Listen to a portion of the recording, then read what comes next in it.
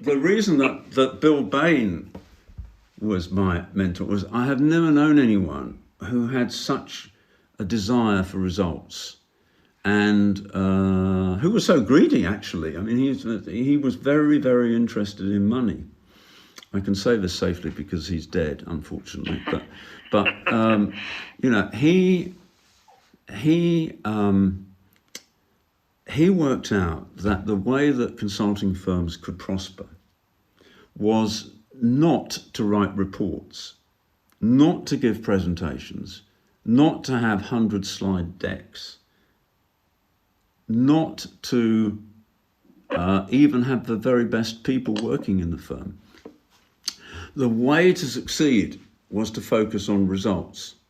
And the way to succeed in the way that the company itself should organize itself was totally unique against all other consulting firms in the world, both then and now. He said, we are only going to work for very few clients. We're only going to work for one player in an industry or a competitive system. And we're only going to work where we can work with the top person, the top executive in the client company, and have that person regard us or regard the leading vice president or partner responsible for the work as an equal. And we will have fewer clients, but we will bill them 10 times, 20 times, in some cases 50 or 100 times what McKinsey, which was the venerable leader in the industry and had been for decades, would charge. Because we are going to deliver so fantastic results which can be objectively identified in terms of the increase in the value of the companies that we work for. And if we think we should be working on any particular project, we will suggest that. And we will expect the chief executive or whoever the top person in the firm, chairman in some cases, to actually agree that we shall do this work. And, you know, they might not agree instantly, but, you know, we will present the case which says, okay, it might cost you $20 million in consulting fees to do this, but you will make an extra £50 million profit, and you'll make that profit every year, whereas you'll only pay us once. So, you know, he grew the firm by expanding the operation within the client. So, of course, he had to have large clients, which had many divisions and operated internationally and so on and so forth. And then got very acquisitive because, you know, you could do then an analysis of the acquisition target. And once you'd acquired it, you could just carry on doing the same thing and sort of, you know, basically send hundreds of Baineys into the organization. And it sounds pernicious and it sounds as though it's, you know, basically taking over the role of management. And that wasn't the case at all, because the managers themselves were energized by these very odd people, the Baineys, who would also make them think about things, but had the tools of strategy, which were incredibly powerful. And Bain & Company produced fantastic results for its clients. And in fact, they had it audited by, I can't remember what, PricewaterhouseCoopers, anyway, whoever it was. And they demonstrated that people who'd been clients of Bain & Company for a long period of time, the market value of the companies went up. And it only stopped, the music only stopped when the chief executive, you know, left the company or died or got fired or whatever, and Bain & Company withdrew from the organization. There was almost not a single case where Bain & Company worked at an intensive level in a client organization and did not produce fantastic results. I just admire Bill Bain so much for having come up with that idea. No one had thought of that before. It went totally against the idea that consultants should be, you know, limited role. They should go in and out of organizations and, you know, basically work on certain projects. No, he wanted it all. He wanted to change the company. He wanted to make it more innovative. He wanted to make it vastly more profitable. He wanted to get it out of all the products and all the divisions that were losing money or not providing an adequate return on capital, and so on and so forth. You know, not very difficult concepts. He wanted to have them in a position where they had the best portfolio, where they had star businesses, and not where they had dogs. And if they had question marks, which might become stars, you were very selective in the ones that you put the investment into, because not every question mark could become a star realistically. And it was just, it was sort of it was like a Russian doll, a doll within a doll. That he had the idea of the consulting firm which would do this, and then within the client organisations, he trained everyone to do it all. And the thing about Bill Bain, it's true of Bruce Henderson as well, is Bill didn't work very hard, and he didn't work very long hours. I remember running into him in the lift when I was sort of basically interviewing, and he was there in full tennis regalia. Going up to the office in order to meet me. I think he was the first 5 minutes a bit awkward. I don't think he wanted to be off the tennis court. But it was a wonderful system. Everyone else working very hard, and he was doing all the thinking. And then he trained his partners and mentored his partners, including Mitt Romney, to do the same thing. And Mitt was a fantastic guy, very, very successful. Started or ran Bain Capital, which was another idea that Bill Bain had. So, Bill Bain, who said things like action drives out thought, this was a man who didn't do the action, but did do the thinking. He actually believed in what he preached, and he actually did what he preached. And he had a wonderful life, and made a huge amount of money, and never worked hard. It was fantastic. So those were my two mentors, and I don't think they realised how important they were to me, either of them, not at all. But I thought, the only thing I had was the common sense and the insight that sort of worked out what these people were doing and why they were so successful. Always a question worth asking. Would you say that Bill Bain, it almost feels to me like he almost 80-20 what BCG was doing and pulled the best key parts out of it? Absolutely right. I've never heard anyone say that, and I've never said it myself. But that's brilliant, Jason. That's exactly what he did. He said, the value isn't in presentations. The value isn't in short-term projects. The value isn't sort of, working for the head of Venezuela or, for the XYZ division. The value is in transforming a company. And if we can't do that, we're not even going to try. It's exactly what he did. Yeah. Yeah, and I think about even the way he would sell to the account or to the CEO, right? And it's like when people go for a sales presentation, they think there's all these different things we have to do before, during, and after to close the account or to close the sale. And it's like he identified this one thing where you say you're the only company and CEO we're going to work with. And just that one idea kind of supersedes the 10 or 20 other things that you would normally have to do to sell an account. Yes, and also he would not accept what all consultants previously had really accepted, was that they were hired hands. They weren't quite on the same level as the client. The client was always more important. And Bill Bain had the chutzpah to actually say, we've got to have an equal relationship.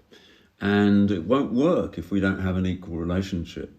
And if they want to argue about our budgets, we'll argue back because we can justify having very high fees. And we're the people who are going to think about what the next step should be, and the next project should be. And it was just a totally different concept. And the chief executives loved it because they actually acquired much more power and leverage themselves vis-a-vis all the other people in the organisation, because the people in the organisation had to go through the same process that Bain & Company went through of thinking analytically and intuitively about what was important for success in a particular business. It wasn't that they couldn't argue with Bain or with their boss, but they had to operate within the terms of the system. In a way, I always think of it as slightly Stalinist. Under Stalin or under the Russian communists generally, it wasn't that you couldn't argue with the boss, although you might get shot or sent to Siberia, of course. But it was just that the whole concept was an ideology which sort of justified everything. I mean, it was sort of, it was for the people. Well, who could possibly argue with something that was for the benefit of the people, even though the people didn't get a say in whether or not they agreed? But that was the whole point, because, companies that hired Bain & Company had to abide by the rules of strategy, which you had to be able to prove that, if we wanted to close down a business, you couldn't say, well, I don't think it's a good idea to close down the business because people have been working there for 50 years or 100 years, or I like running this business. You actually had to argue against the idea that it had a weak competitive position and didn't make any money. Well, impossible.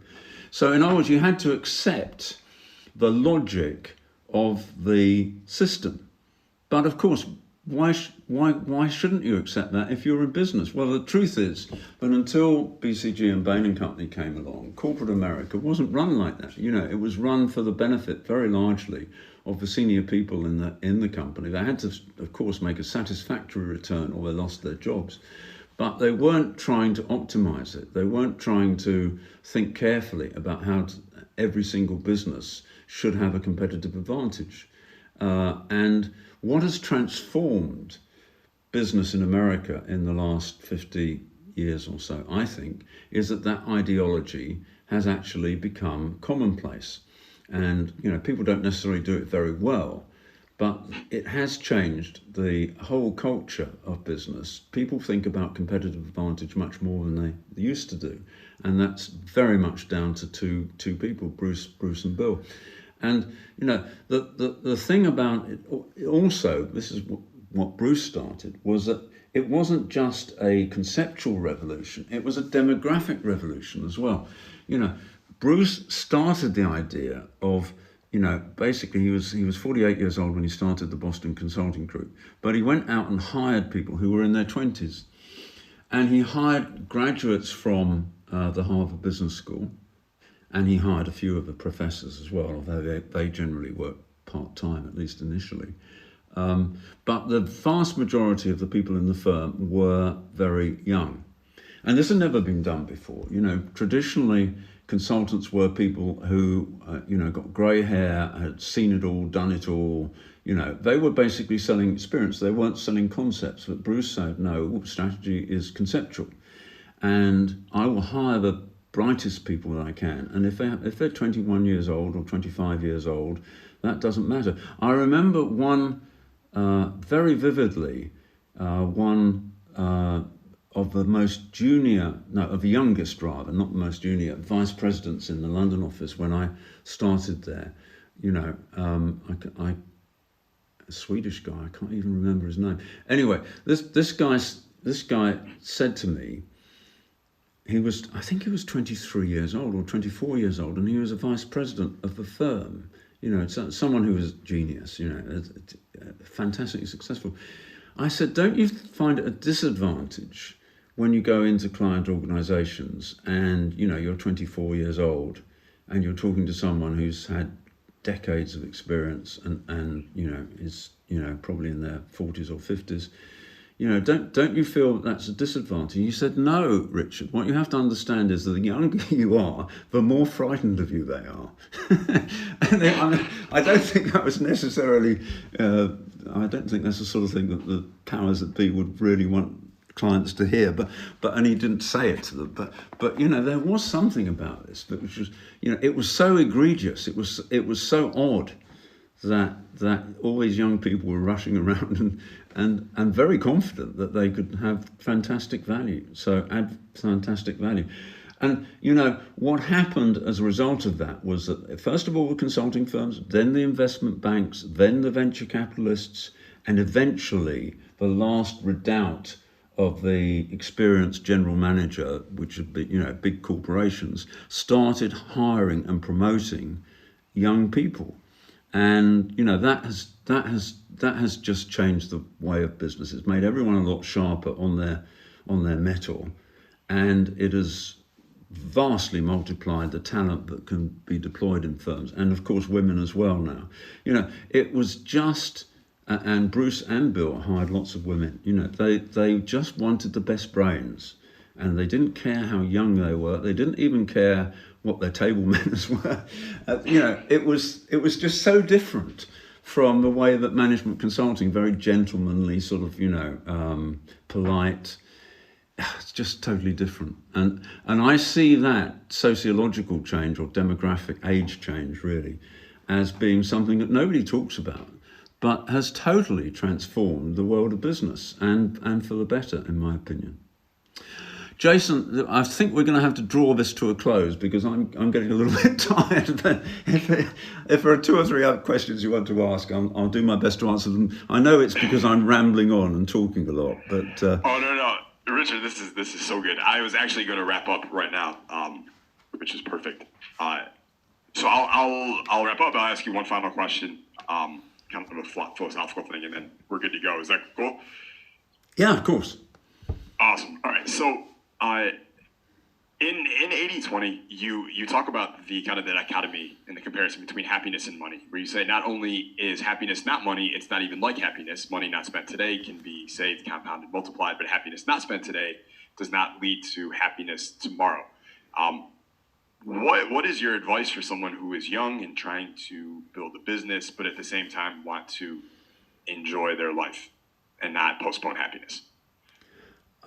Well, I think it was Warren Buffett who said, the idea of working very hard so that you can sort of, have sex in when you're retired is kind of like a contradiction in terms. And he said it much more crisply and funnily than that. But he was saying that, I think what he actually said was the idea of working at something that you don't enjoy or like, because you will later be able to do what you want to do because you'll have money, is like saving up your sex for your old age. And if I could preach to young people, I mean, sort of, people in their, let's say, teens and 20s, everyone these days is in a huge rush to achieve. I mean, you get sent resumes if you're ever hiring, you get sent resumes and you think these people walk on water. I mean, these people, they might be 20 years old, but they've done this, that, and the other. It's unbelievably impressive, at least if you believe what they say. And, you don't have to do that. You don't have to do that. Life is not an examination, and life is not something that you need to attack as though, you're going to drop dead tomorrow. Because, it's much more important that you're at peace with yourself. It's much more important that you're happy. It's much more important that you're creative than it is to become the youngest person to do X, Y, or Z. To the richest person, in your your cohort of people from university or business school or whatever. It's not like that. The very successful people. And I must make a plug here for my next book, which is coming out on the 13th of August, called Unreasonable Success and How to Achieve It. Please buy this book because it's by far the best book I've ever written. I'm saying very immodestly, but it's true. And it talks about how you become very, very, very successful, unreasonably successful without the effort, and don't deserve the success in some ways. What that boils down to is creating something, and there are 9 things that I discovered, all very, very unreasonably successful people had in common. And one of them, for example, is nobody talks about, is a transforming experience, which makes people enormously, almost infinitely more powerful than they were before. So the transforming experience of Bill Bain, for example, was going to work for Boston Consulting Group. If he hadn't have done that, he'd still be either a historian or working in the alumni office of a senior university. He would never, ever have had the excitement of building a firm and the intellectual and financial benefit that came from that if he had not gone to work for that firm.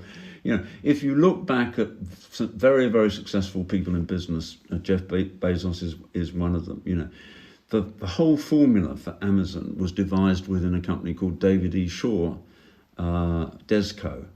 And Desco was the most unconventional and mysterious alternative sort of hedge fund type of investment bank, really, highly quantitative. And they had that David Shaw and Jeff Bezos worked together on the whole template for Amazon.